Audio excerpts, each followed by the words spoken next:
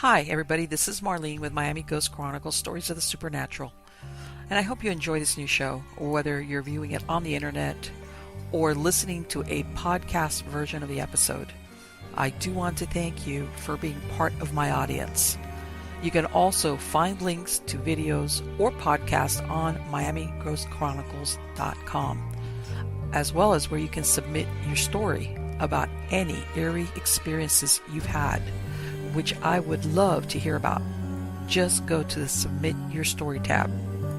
Please subscribe to our channel so that you receive notification of when we release a new show.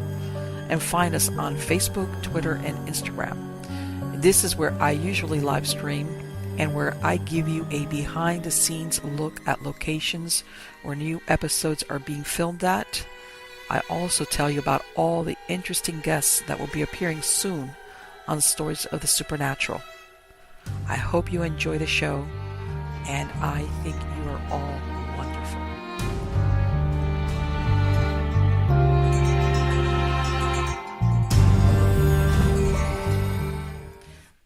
Hi, everybody. This is Marlene with my Ghost Chronicles Stories of the Supernatural. And today I am super excited because of the guest that I have.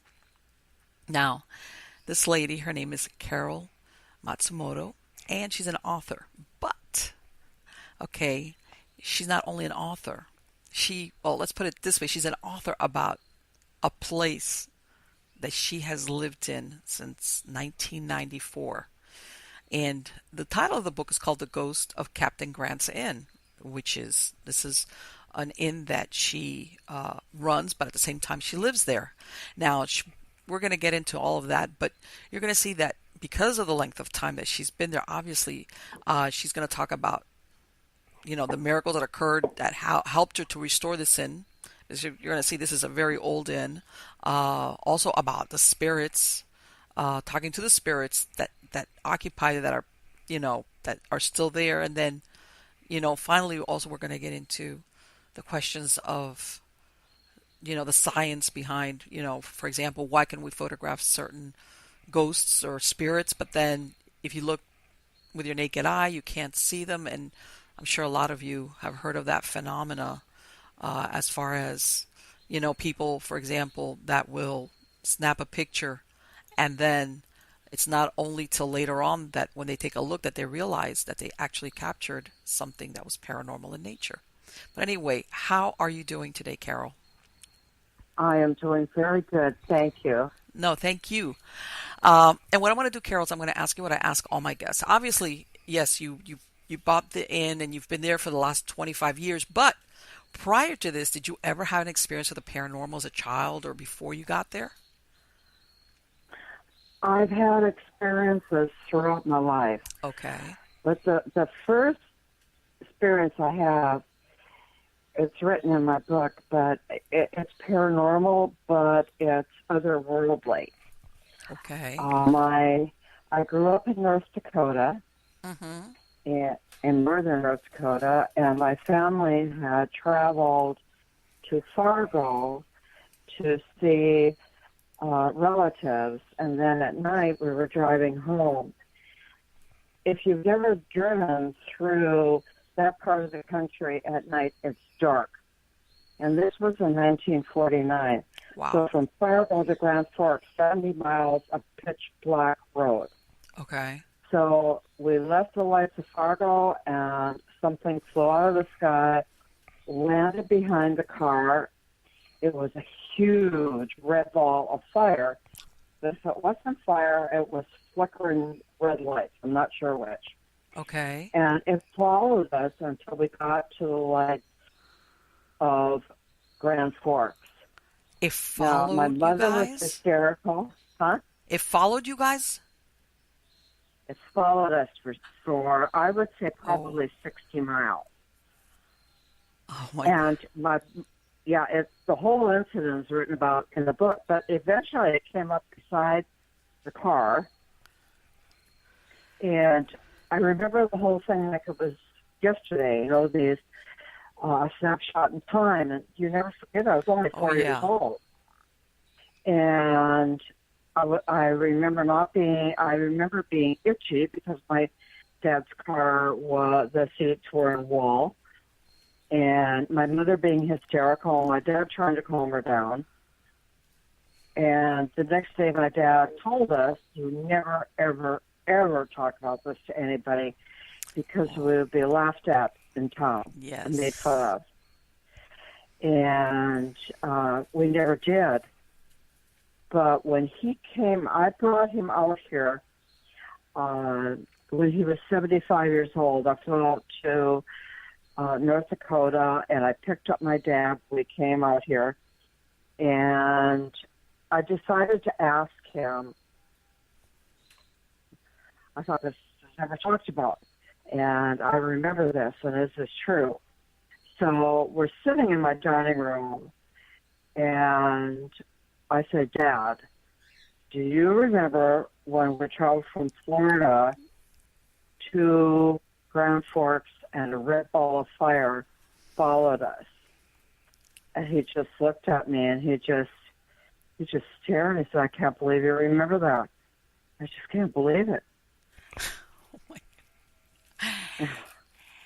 And So, you know what? It's just that those were the times, unfortunately, I hate to say it, where, yeah, people didn't want to talk about those things. no, no. But after that, I had unexplainable things happen to me from that time forward. Okay. And I didn't talk much about them, except that in 1968, I lived in a house in Minnesota that was very haunted. Okay. I could hardly even get a babysitter because everybody knew it was haunted. The woman I bought it from, her husband died in his 40s from a motorcycle accident. And that was the first ghost that I actually had appear right in front of me. Not, you look to the side and you see something? This guy was straight on in front of me. And my eyes got wide, my mouth dropped open. I was like, "Oh!" So let me ask you, you found out about this after you bought the house? Like when you were babysitters, nobody wanted to babysit for you? No. I found out about the haunting afterwards. Oh, But okay, I, okay. bu- Now I I bought it understand. from the Okay. widow, and then we bought another house. 4 houses down from there, we bought a piece of property and built a really nice house. And there we had something. Okay. I'm not sure what, but it was not good. It was not on the good side of the universe. And I had a neighbor across the street to help me get rid of it. And she was a Mormon, so this was all very... Okay, she, right. Yeah, it's like, and did you ever find out what the source of that was, whatever was going on there at that No, location? I have no idea. Sometimes it's like you I have really don't no... want to know either. I hate to say it, but We had storms. And when I say we, I mean my 2 sons, my daughter, my husband, and myself. We had storms, but none of our neighbors did. And the last storm, when I went and talked to her, 3 of our trees in our yard were pulled out of the ground and laid down on top of our deck. what? And nobody else had a storm. Nobody. That's scary. That's really scary. Well, when I bought the property, I went out to the back, and it was never cleared. It was never, the property wasn't used since the time of the Indians. Okay. Okay, so I go down to the back of the property, which is about 250 feet from the road. Okay. And there, under everything, is a round stone circle. Oh. Oh. Yeah. Because I was about to say that. It looks like something's going on with the land. Yeah, something went on with that land. So, but I never did anything about that. I never watched any shows on in fact, the paranormal at that time was not as big as it is now. People just avoided the subject. So, Wow. That is in. yeah, So, did you continue to have experiences there like that? Because that's pretty out no, there. it stopped. I went to see my friend Esther across the street, Okay. my Mormon friend, Uh-huh. and she said, "I know what's wrong. I just know what's wrong." And I said, "Okay." She says, "Follow me." Well, I always visited her, and she called me up, and I'd go over and have coffee with her, and we talked for a long period of time. But she never came to my house. It was, she just never seemed to have time. So she walks across the street, up my stairs, down to the end of the hall, and opens up a hallway closet that she has never seen, and opens the door and starts pulling everything out of the closet.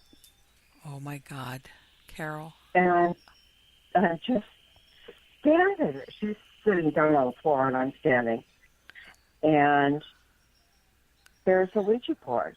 She said, What? "This is your problem." She Oh said, my. "This is your problem." So Oh. I said, "Where'd that come from?"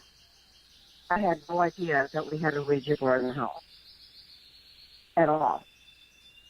And she said, "Follow me." We trucked back over across the street to her house. She has a fireplace. Now, this is the summer, so it's warm outside.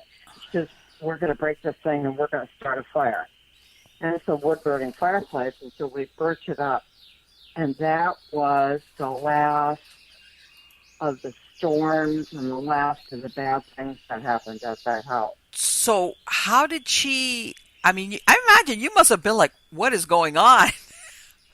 Yeah, I asked her, I said, "How did you know that was there?" She says, "I don't know. All of a sudden I knew it was there."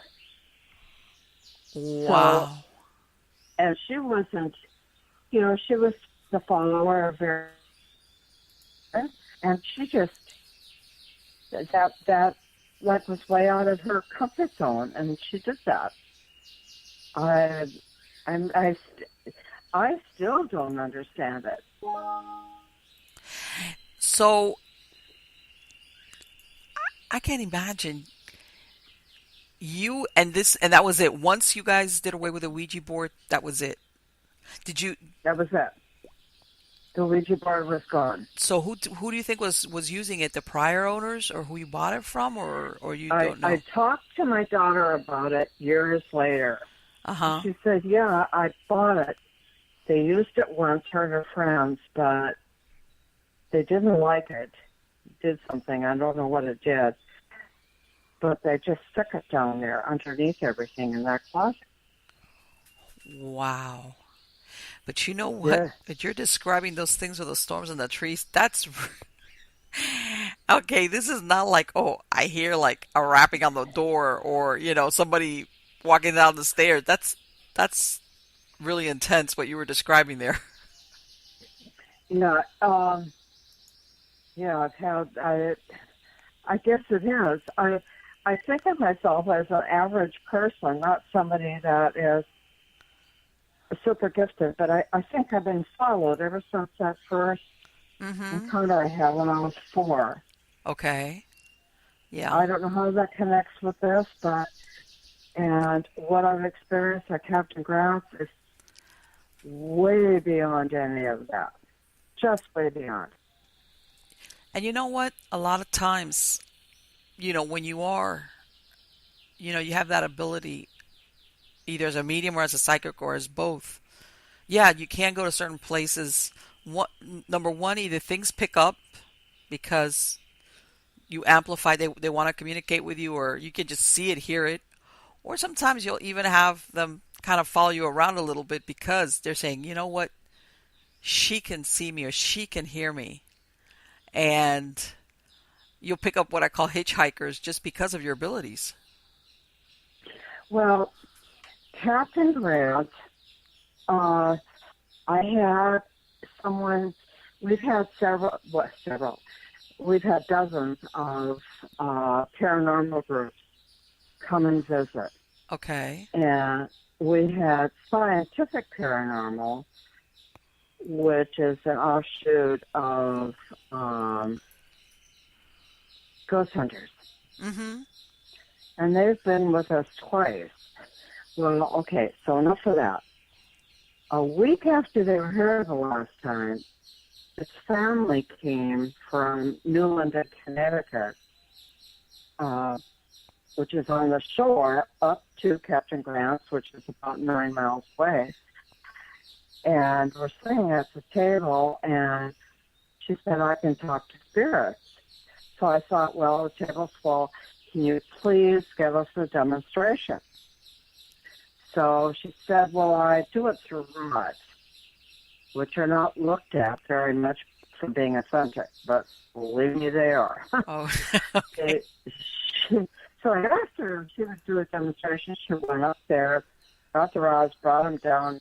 Every single person at the table tried them, and they didn't work.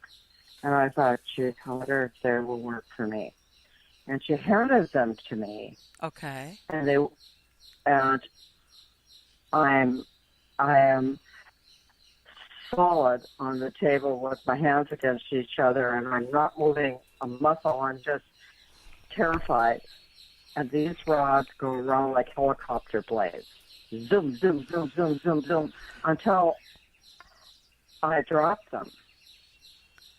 And then I pick them up, and they move slower. Well, she sent me a pair as a gift. And I had a lot of religious conflict with all of that. Okay. But what I have learned from the spirit world through this is just amazing. It's amazing. And my husband and I have conducted many experiments. Okay. But we're both, A-type personalities, and said, okay, prove it to me. And some of the things I've learned absolutely cannot be proven in the logical world that we live in. There's another world out there, another world where we all go. Yeah.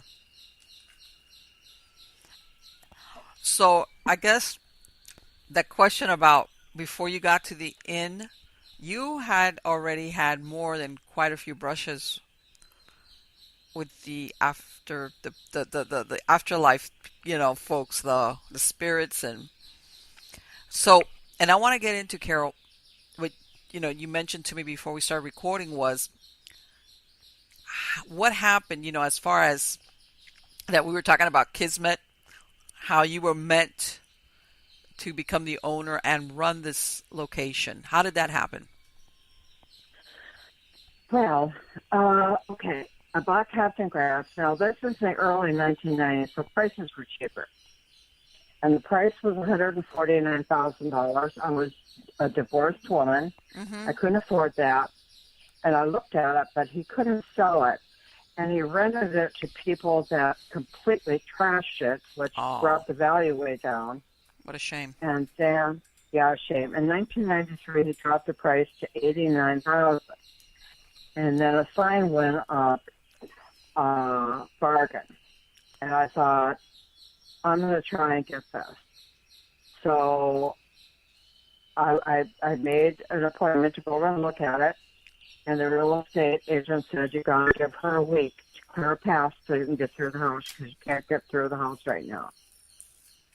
So that happened. I went through. I made an offer of $70,000. Okay. And then they made an offer. They wanted to buy it through him of $85,000. And the real estate agent came back to me and said, if you go to 84, you've got the house. Not 84, but 74, you've got the house. You won't sell it to them. And they stopped paying rent. This was October of 93. and then they wouldn't leave rent. He finally got rid of them, and in February, on the 13th, on a Friday, I Mm-hmm. signed the papers and got the house. Now, I am not a rich woman.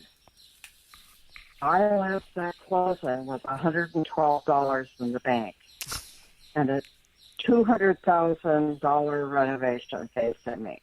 Wow. After a Because wall collapsed, the roof blew off. It was in terrible, terrible at shape. that point, how old was it already, the building? How Oh long had... my gosh, let me say it was built in 1754. Wow, yeah. And then on top of that, like you said, just a wear and tear, and especially towards, like you were saying that the... Nobody took nobody took care of it. They Right, didn't take exactly. care of it. And when something is over 200 years old, you better be putting some money into it. Oh yeah. Any, anyway, then so I got this house. I got $112 in the bank, and my ex-husband, who had never paid child support except for once, lived in Minnesota and had a court judgment against him, and it was not a nice we're going our separate ways divorce. It was a bit Mm-hmm. nastier than that. Right. And I just thought he was a small time contractor, so I thought I'd call him. And so I did. I called him. Oh. And he said to me, I had a dream 2 nights ago from Jesus Christ, and he told me that you were going to call him. I have to do whatever you say. What? Yes, I know. I'm not kidding. I'm not kidding.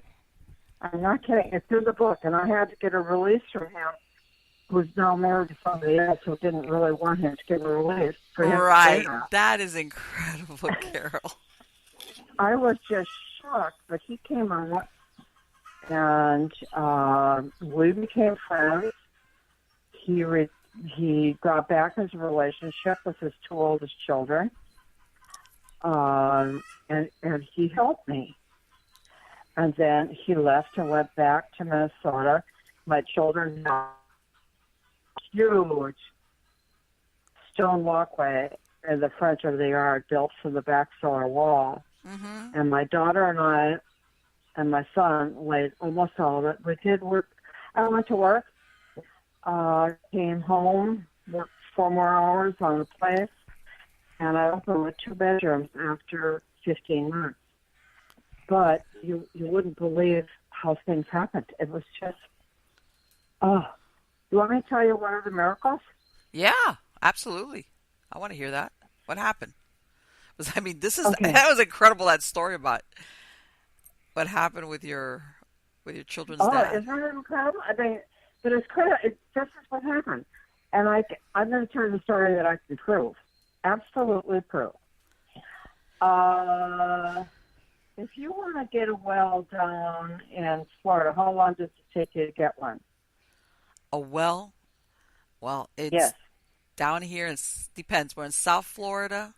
Well, usually it's not that complicated. South Florida, because down here we have that limestone. But in other words, you need somebody that does know what what they're doing, and And it's. how long would it take to I order want to one say and get maybe one? the most a couple of days, the most, if that much. Oh, you're kidding.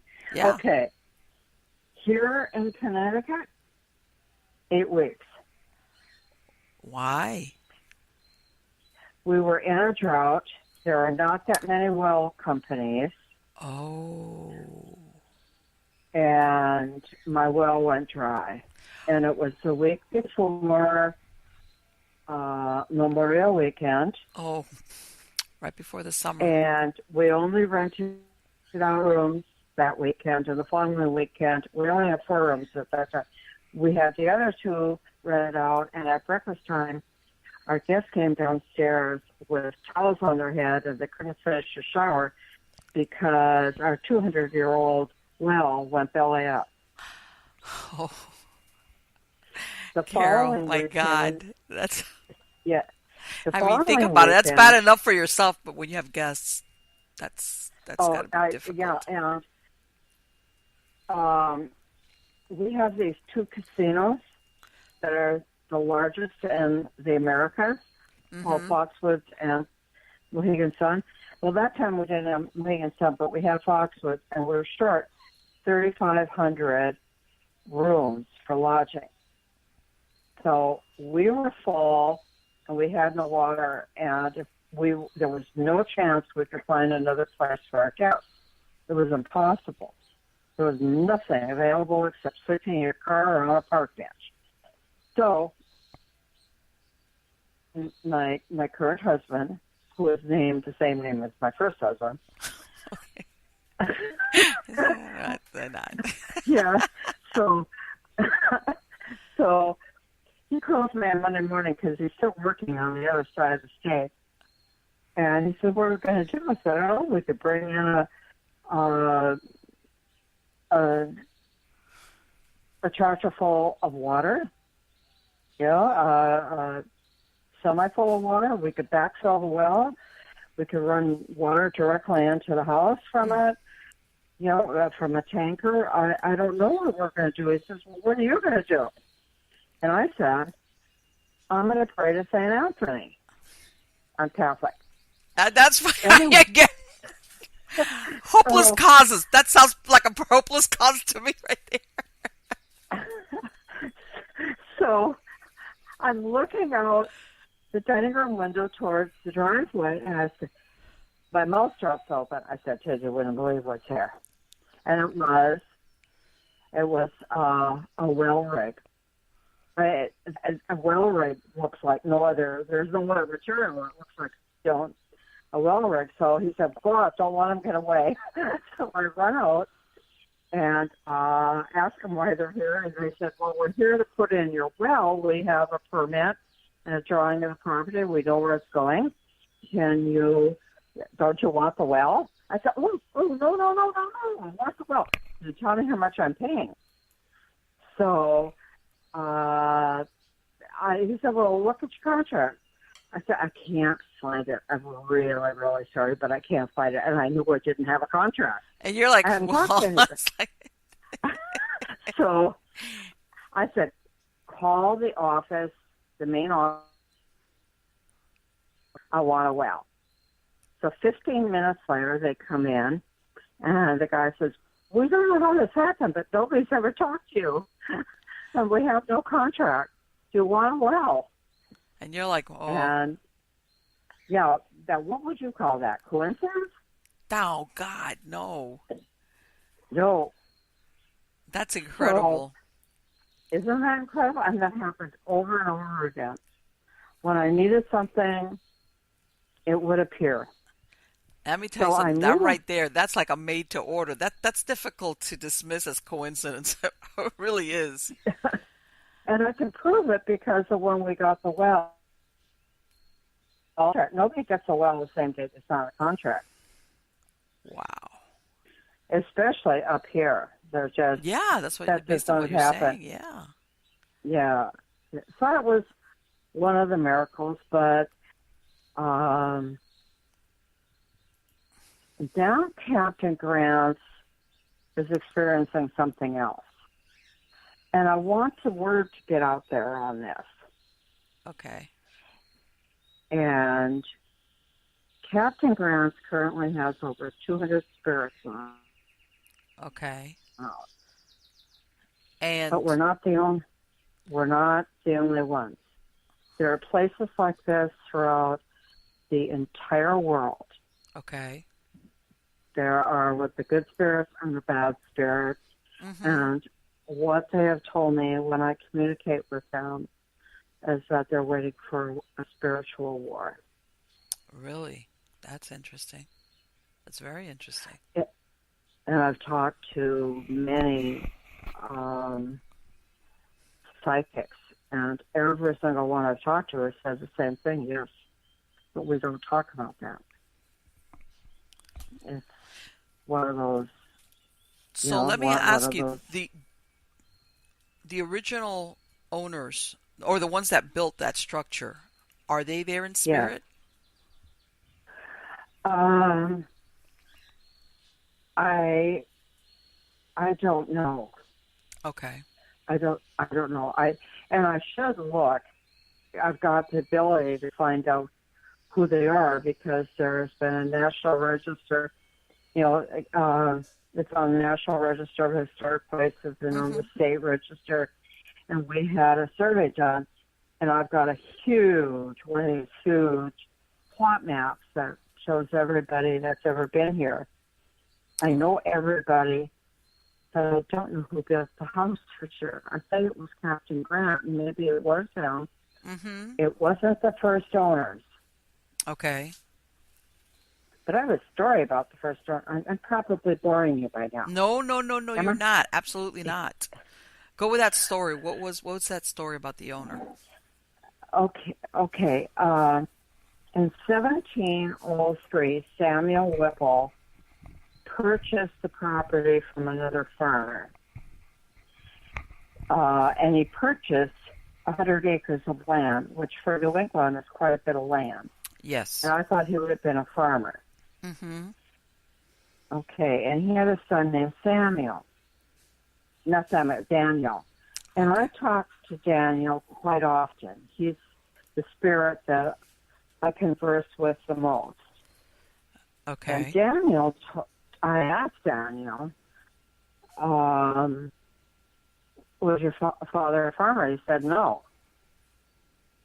And I had been told, maybe 30 years ago, that the house I currently live in the 1600s, the front of it was where they would, a blacksmith shop.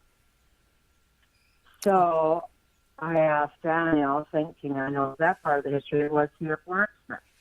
And he said yes, and I asked him to point the rods where the shop was, and that's where they went.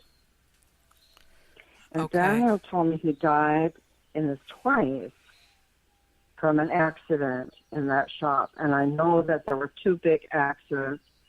The wood beams in that particular room where the forge was,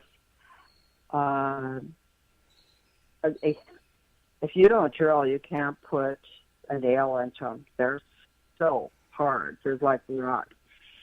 Anyway, so I'm believing, okay, he had, Samuel had, Daniel died in his 20s, and it was from an accident. Okay, I have no proof of any of that. Okay. So about a year before I published the book, this family came from the Midwest, and they were Whipples. And I've had Whipples here probably a couple times. Then I thought, I've got to find out if this is true. So I asked them, I said, was Samuel a farmer? And they said, oh, no, no, no, he wasn't a farmer. He was a blacksmith. I said, really? I said, Wow. do you know about his son named Daniel? And they said in the affirmative, yes. He died in an accident in the shop in his 20s. Wow. So everything I learned was the truth. So, and the truth is what I'm seeking. I could, you don't see them. You don't know if you're getting truth or not. Right, right, right. So this was, it sounds almost like, um, partially you kind of sounds like you were able to validate part of it, but I know what you're saying. There's a lot of it that you kind of have to go on how you feel about it. Like, does this feel right? Yeah, and I'm basically a thinker and a scientist in origin, and going how I feel about it, I want to prove it one way or the other. And I have proven so many things, at least to myself. Right. So Exactly. that the world after we die exists. Those that have died do not want to come back. Okay. They like it where they are.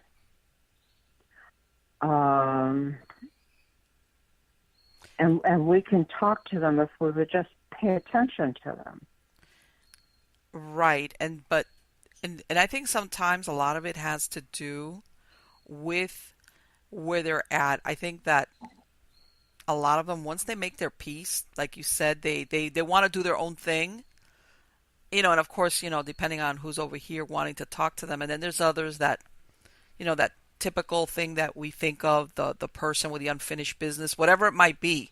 Because, you know, as human beings, we're all different. Uh, what might seem really unimportant to you, to that person or that personality, was really important. And sometimes it does bind them, and where they either need to clear it up. Sometimes it's the circumstances of their deaths. Uh, it could be a whole host of things. Yes, But a anyway, keep lot of going, Carol. As far as, because it sounds like you you got like a really good connection there as far as that, what goes on in the spirit world. well, I agree with everything you've just said. Everything. Um, the spirits that are here in the realm where we can contact them are spirits with unfinished business. So let me ask you something. This was this like the contact that you had with this spirit? Was this the first one that you really felt like, okay?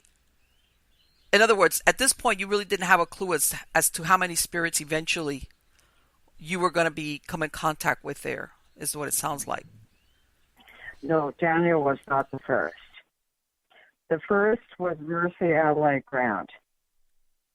But Mercy Adelaide Grant was a very powerful spirit. She was Captain Grant's wife, and she's the only spirit that has sat me on my butt. And I mean that literally, sat me on my butt while I'm using my rods and talking to people, and all my energy is drained, and I just go, and I fall down. Now, she's not here anymore. The other spirits that are here tell me she's been reincarnated about a year and a half ago. Really? They told you this?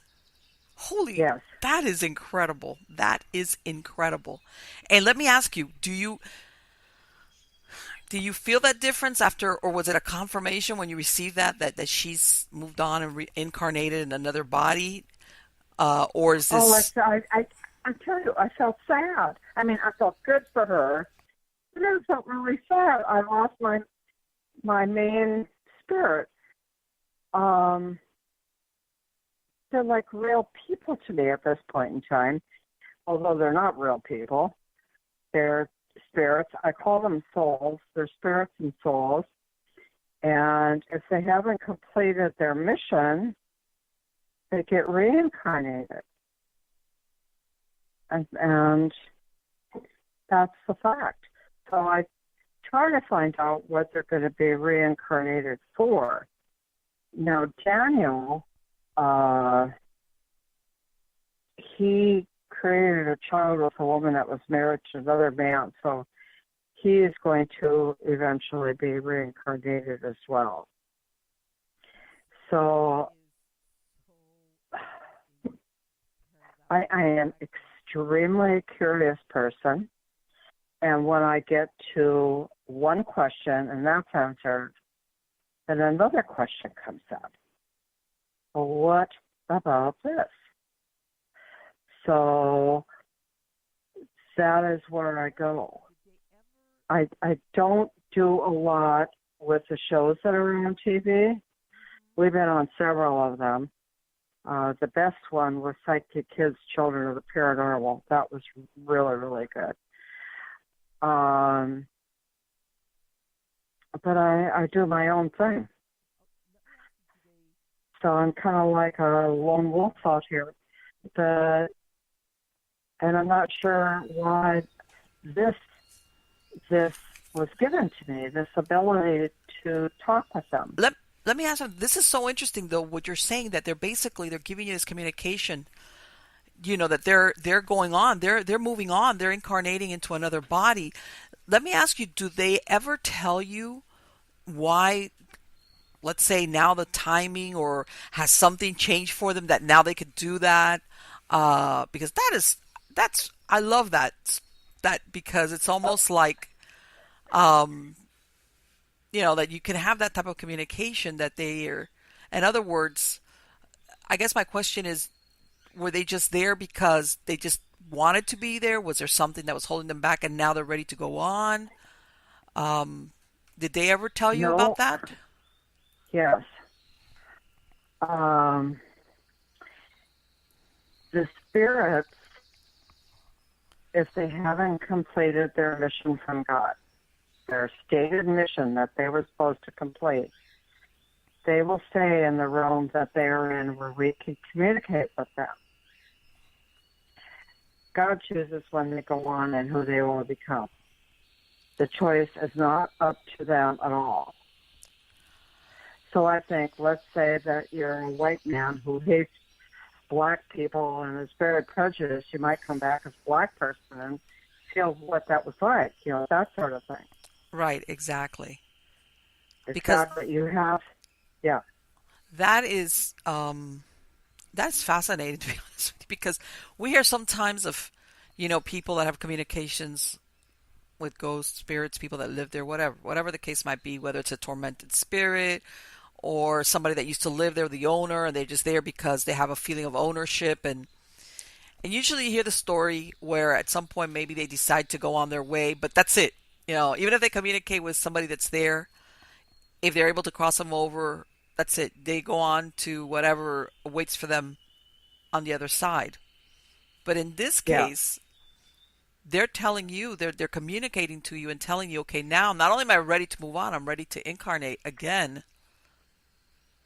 And They that is have no incredible. choice in the incarnation, is what they tell me. Wow. They have no choice where they go, and they try to get it right. Uh, the the ghost that I talked to, this was a live interview with someone that was here, and her life went back to 3,000 times before the birth of Christ, and she was an Egyptian, and she just got reborn over and over and over and over again. Right. Okay, and now I get people at the same table. I had her best friend who was a new soul. She had never lived another life. That is more rare. Most people have lived another life. But every once in a while I run into somebody that is a new soul. And if they're a new soul, I tell them, I ask the spirits, is she doing what she's supposed to be doing? What God told her she's supposed to be doing? And it's either yes or no. And so then we go from there. Well, what is it she's supposed to be doing? And we look at family, at religion, at job, at teaching, at purpose. We look at lots of different things to see if we can't figure it out to lead them in the right direction. Right, right. Well, because it sounds almost like the spirit of this lady spirit. She was with you for what? For how long before she moved on? Oh my gosh. Let me 20 years. That's what I was gonna say. Because when you said I was sad, I was like that she's like, you know, It's hard. Uh, when I do this, it's hard on me personally because this is going to sound really weird, but I talk to these spirits and I learn so much. If I get to trust them and like them, and then they're gone. And it's almost like a death. right? Because yeah, your perspective on it is totally different. You're looking at it from in a way, the So relationship you the develop with them. You know, yeah, it's Yeah, like, and you live there, and and well, have at any time any of these while they were there, have they ever warned you of something, either some type of danger, something that was going to happen with a property, anything like that? Yes. What happened? Um, uh, well, we live in the house next door, which is the Avery house. And I was walking over to, we call it the big house, which is Captain Grass. Okay. And all of a sudden, I just stop and I look at this tree, which is an apple tree. There's two trees. Two trees came together and produced a different tree. It's a really weird tree. Okay. And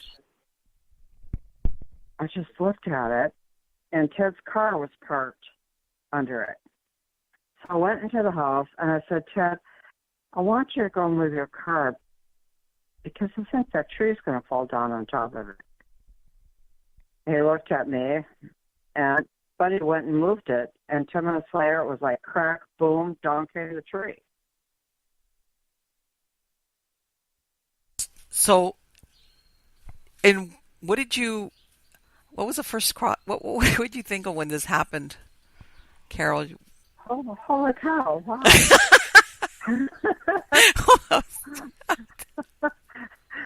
Like, it's like, what am I supposed to? I know that's Wow, like way out there. it's way out there, and um, yeah. So I just hope that I am living the life that I'm supposed to be living and giving the message that I'm supposed to be giving. And I think I am. So, and let me ask you, and I'm curious, even though it sounds like you really have good lines of, did they ever come to you like in dream time, or did you have certain dreams, like, I want to say, that gave you more of a, I want to say of a, in other words, did you ever have any dreams where you actually dreamed like you were seeing things in their time when they were alive? You see what I'm saying? Almost like a time travel No, kind of scenario where you saw them, but against the background of how what what their lives were like when they were alive. But in a way, you kind of know, like, this is this spirit. no, I haven't. I haven't had that. Okay. But I have dreams that I think are from another life that I lived. Okay. And What? Okay. I think at one time I fell off a cliff Okay. and was killed, or I fell from a tall building and was killed, because I have that dream over and over again. You And it's do. disturbing. And you've had it, what? And Like, you've had it all your life, or after a certain time? no, no, no, I've just had it since I bought Captain Grant. Okay. Okay. So, And what? I guess my question is, what makes you think that that dream that you're having is basically your prior lifetime? Was it because of how often you've had it, or how you feel when you have it, or yeah, what? I think it's when I feel when I have it. I also am terrified of edges. You're terrified of To what? stand edges, EDGES. If I Okay. stand on a table, I Really? can't move towards the side at all. I just get panicky. I'm just frozen.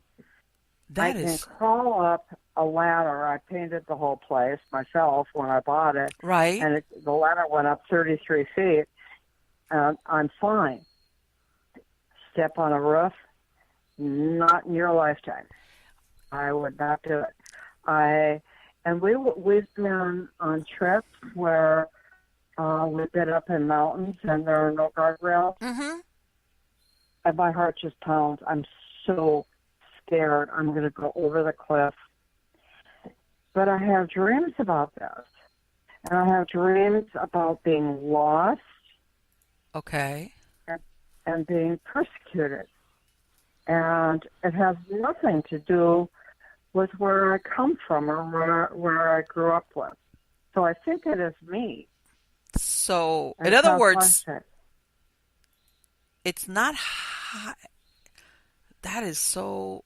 It's not height. And obviously, this is a phobia because you never had any experiences in this lifetime that you could say, you know no, what, I had this bad accident or near bad accident, and I know why.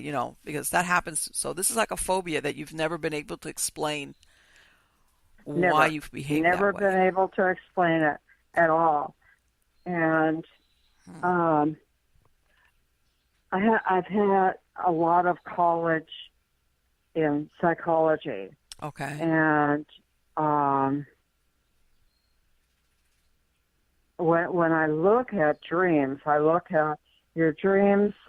I don't. When people write books about dreams and they say, "Well, this means that," Right. no, this means that to them, Exactly. The symbology is different for each person. each person. Yeah. Absolutely. So I look at only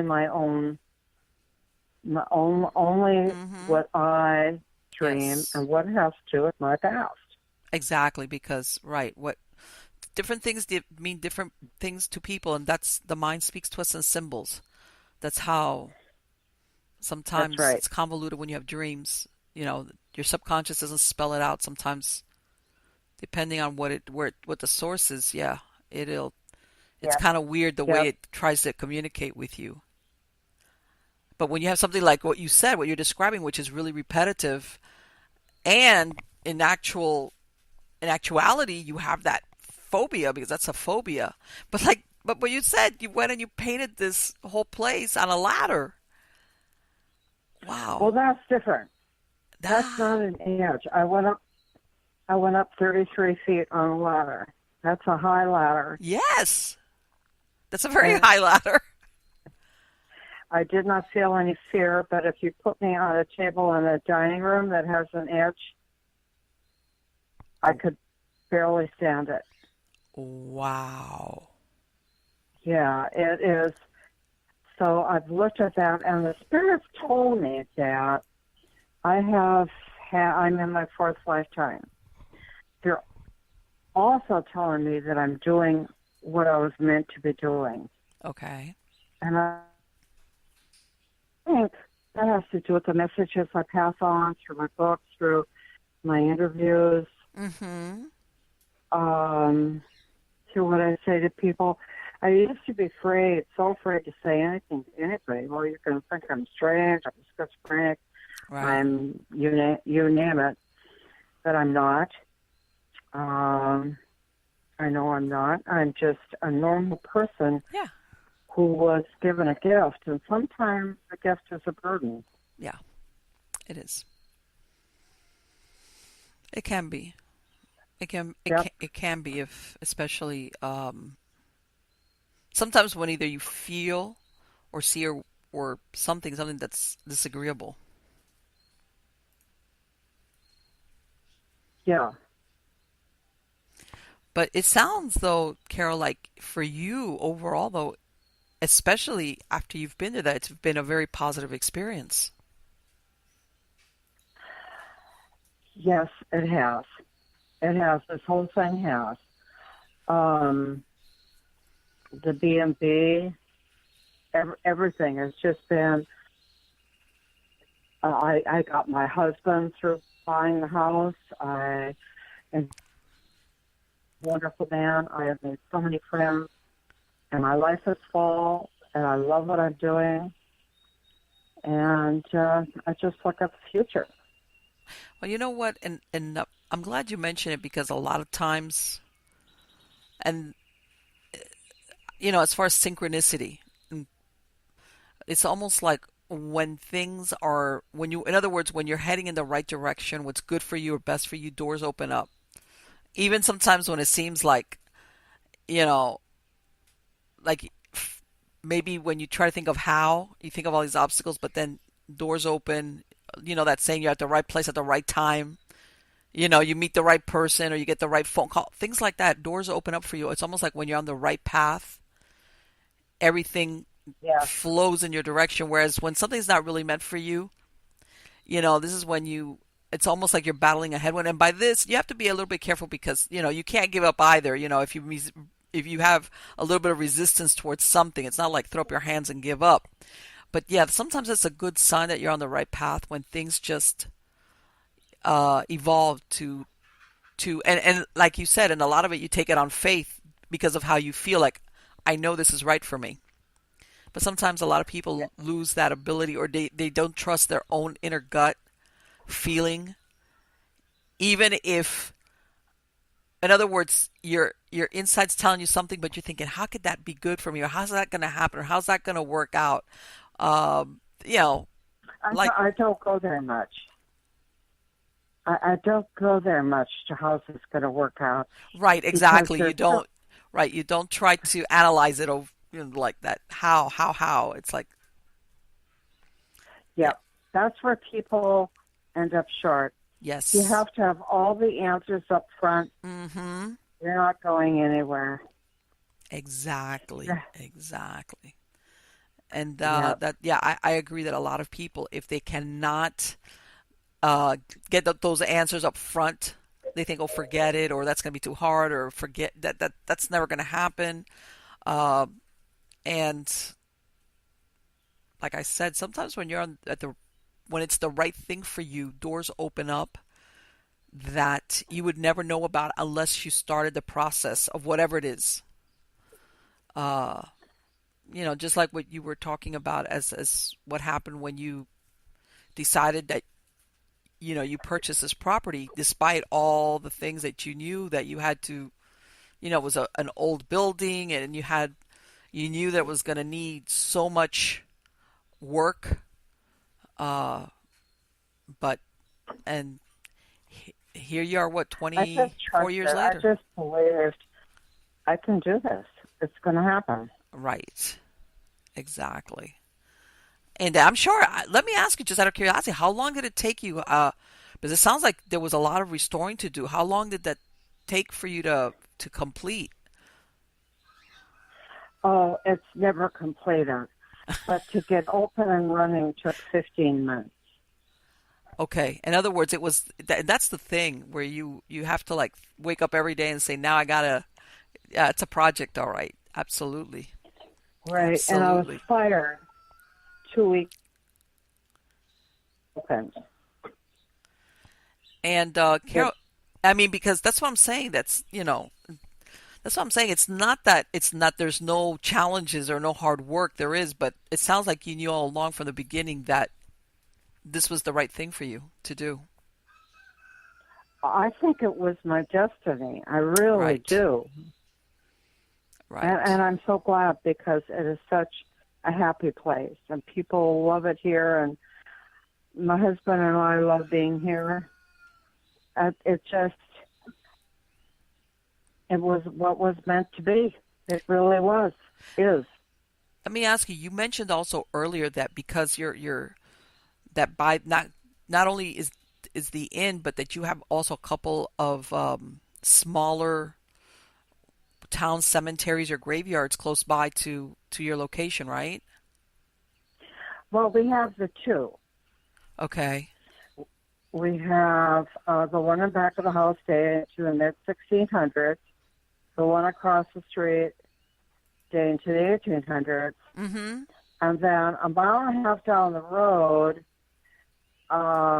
is a property that was taken from the Indians. Okay. Now they have gotten it back, and Okay. there is a Jewish cemetery there that nobody would give them a cemetery, but the Indians did. Really? So that cemetery is there. Okay. So wow. No wonder you've got And so then many there's the, visitors over there. yeah, there's another one too that's not as far away as that. It's only about 3/4 of a mile from here. But the one behind us and the one across the street Mm, are the two main attractions that people look at when they come here. really?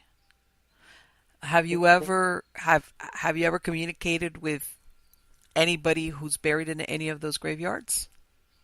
Oh yes. Oh, yeah. Yep. And so have many of our guests. I Really? had a woman, I guess, haunted ghost tours in October, and she went into the new cemetery, and there's a sign, and nothing was happening. Everybody had their flashlights and everything going on. Okay. And as soon as she stepped past the sign, there was a vortex, A and she filmed vortex? it. What? Yeah, she filmed it. What? Yeah, like a mini tornado heading down. And that and what ha- what and what I mean, how long did it last? I don't know. I just watched like a minute of it on her iPhone. W- So I don't know how much longer it lasted, but they just sat there. And I had uh, in the cemetery across the street, I had an experience where on Halloween we take people to the cemetery across the street at night and the one behind the house in the morning. And I'm walking with all these people. There are about not that many, maybe about 12 of us. And that day, my husband said, we need to get new batteries for all these flashlights. Mhm. He said we should have really good, you know, good equipment when you go out to the cemetery tonight. So he went out, he bought all the flashlights. Every flashlight had brand new batteries. And we Okay. walked into the cemetery. I had a huge flashlight. I've got a great big one. Okay. And as we walked across, every single flashlight died. Oh my God, what are the chances of that? Not very good. It's like, okay. so, so we walked through. I had the only flashlight that worked. And I've never forgotten it. Ever. That was like all at once. 1, 2, 3, out. That is incredible. That is incredible because that right there, I mean, when things that have no connection and all of a sudden they all decide to stop working at the same time, that right there is Yep, yep, that lets yep. you know that something absolutely was going on. Let me ask you that grave or that cemetery that's behind the inn, was that part of, was that just like, I think you mentioned that was the town cemetery, or did that ever, or was it, did that It's predate the building? cemetery number 17, Oh, okay. but cemetery number 17 was when this this village was in the town of Groton. Then it moved to the town of Ledyard, and now it's in the town of Preston. So Groton is it's a moderately sized town, so it very well could be the 17th. But it's the first cemetery for this village. It's the only cemetery for this village prior to the late 1800s. And there are about 70 graves. I think it's the most peaceful place on earth. I've been out there so many times. Okay. It's abandoned. It's not like Mhm. you walk into a cemetery and everything looks really, really great. It doesn't. And Okay. it's on a small cliff overlooking a stream. Okay. Really a peaceful place.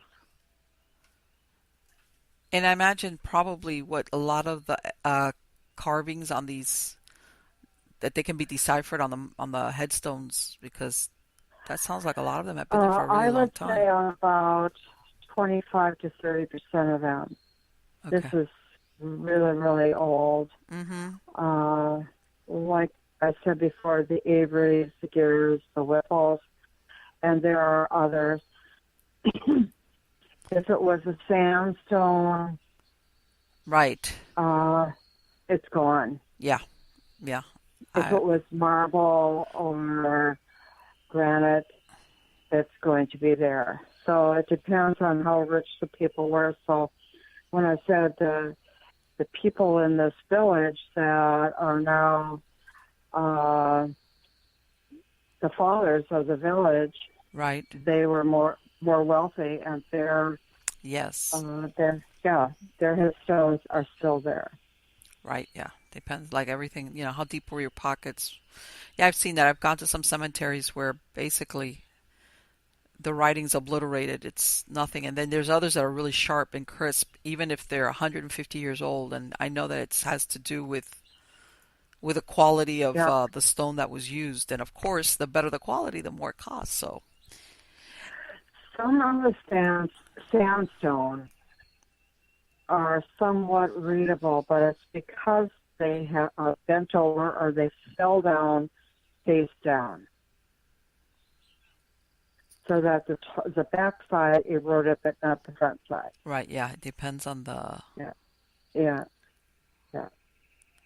And let me ask you, because considering that it's an inn, was that road at one time was like what? Did they have like a stagecoach or any type of um, because a lot of times I know that they placed these inns where a lot of traveling or travelers were going to come through there. Well, but Captain Grant's was not an inn until I bought it. Captain Grant's was owned by a real captain, and he owned the property next door and the property across the street. So he was quite wealthy. Okay. And that's what I took the name from. Okay. Now, I understand. we own another property called Stagecoach Inn, and that was a Stagecoach Inn. Okay. Okay. I didn't know how That's, far back, when it had gone from being a home, a family's home versus, or, it had become an inn of some type. Okay. yeah, no, when these two sisters purchased the house in the early 1900s, around the turn of the century. Mm-hmm. Their name was Taylor. One was getting married. The other one slept with her husband. Okay. And a war broke out throughout their entire life. That neither one ever got married, and they tore the house in half. They what? They tried to. Are you kidding? They drilled or cut a channel through the house. They tried to cut through the foundation, and somebody must have told them, if you do this, the house is going to collapse. So when I bought it, none of that was still repaired. So No. Oh my God. yeah, it was in really bad shape. Really bad shape. The zoning board laughed when I said I wanted to make it a bed and breakfast.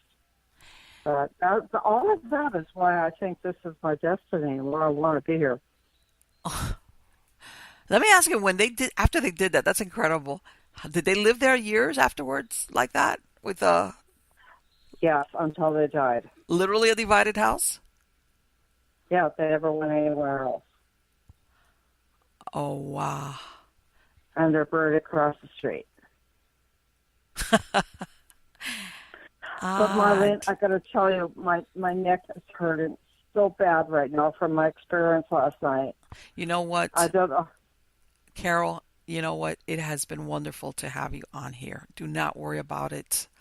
And you've been wonderful to even go ahead and this interview has been fascinating. But let me ask you, what is your website for any of the people that are listening that are going to listen to this on the podcast? What website can they go to find out more about the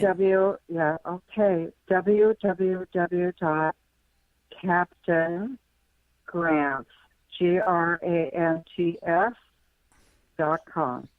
Okay, I'm going to put the link anyway on the show, but for anyone that's listening to it, this is where they can visit the site, get more information about everything, and including, I imagine, making a reservation with you.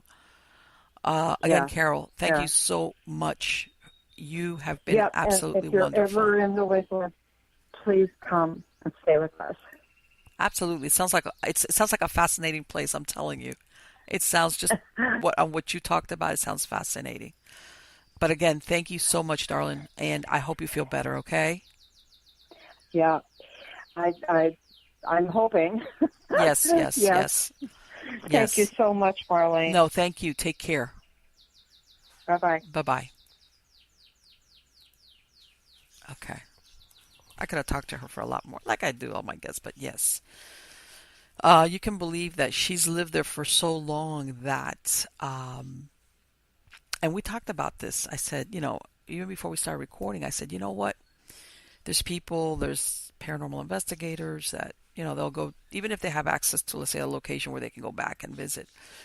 But there's nothing that competes. Even a docent. We're here talking somebody that's lived at this location for almost 25 years. Okay. Because she even explained to me, she lives on the second floor. In other words, she runs this business there and she lives there. And she even told me, like, at one point that she would be upstairs on the second floor office, or, not the office, but where she lives at, and that they would hear conversations downstairs. Loud enough that they could hear it. And she says at the beginning that they couldn't make out what they were saying, and they assumed that it was living people. And then it turns out, of course, when they would go downstairs, there's nobody there. And this happened enough times that they realized, okay, um, that is part of, and I've heard that a lot, whether you want to call it an active haunting or whether it's part of a residual, that part anyway, the overheard conversations. A lot of people describe that where they will hear that distant conversation. And she even described that you could tell it was a man and a woman talking. But the same thing, I hear that a lot. But you can't actually make out exactly what's being said. Only that conversation. And of course, a lot of people do the exact same thing. The first few times that it happens, they think they're overhearing a real conversation.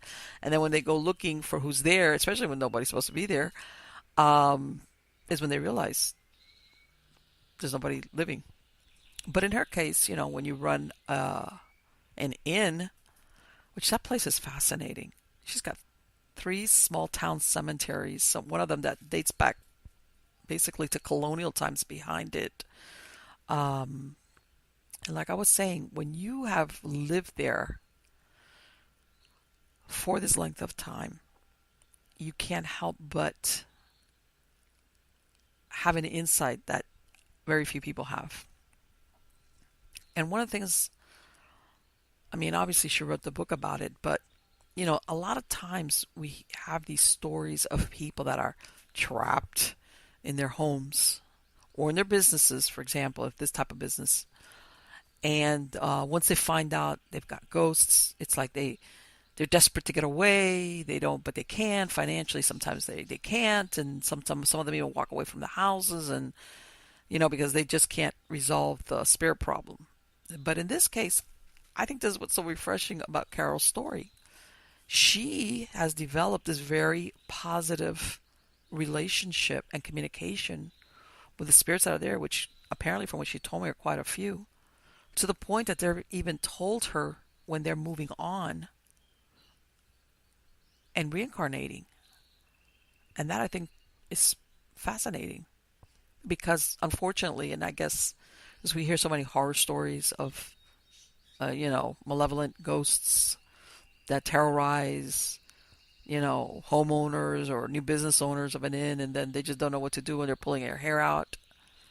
And she even said it, I missed the spirit when she went on and reincarnated. I had a 20-year relationship with this spirit that now I miss her.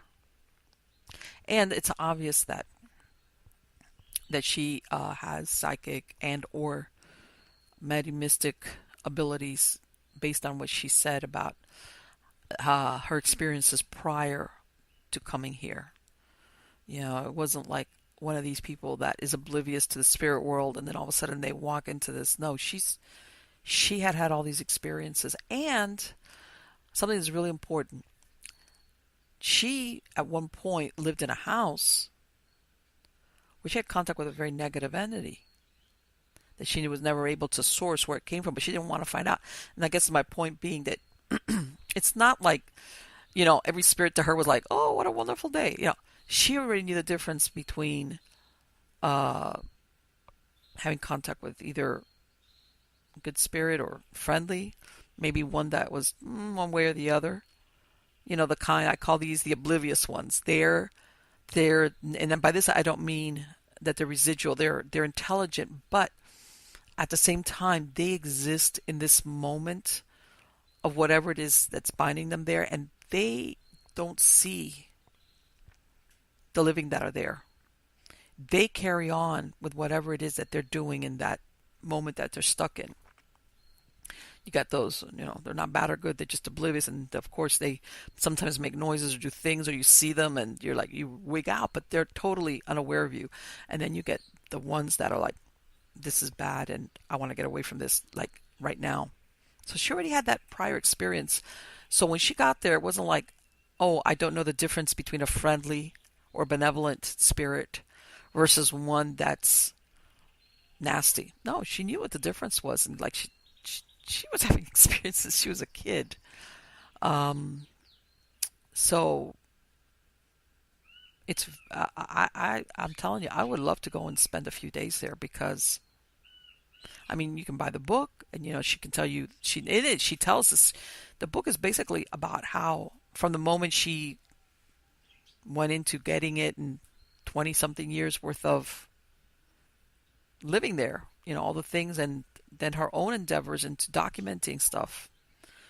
Because there comes a point that, like I said, you as an individual can have a paranormal or supernatural encounter, an event, something you witness, you feel, and whether by choice or design, you just don't record it, or you don't have proof, or there's nothing that you could produce that will say, hey, look, this is the proof of what I felt or saw, or whatever.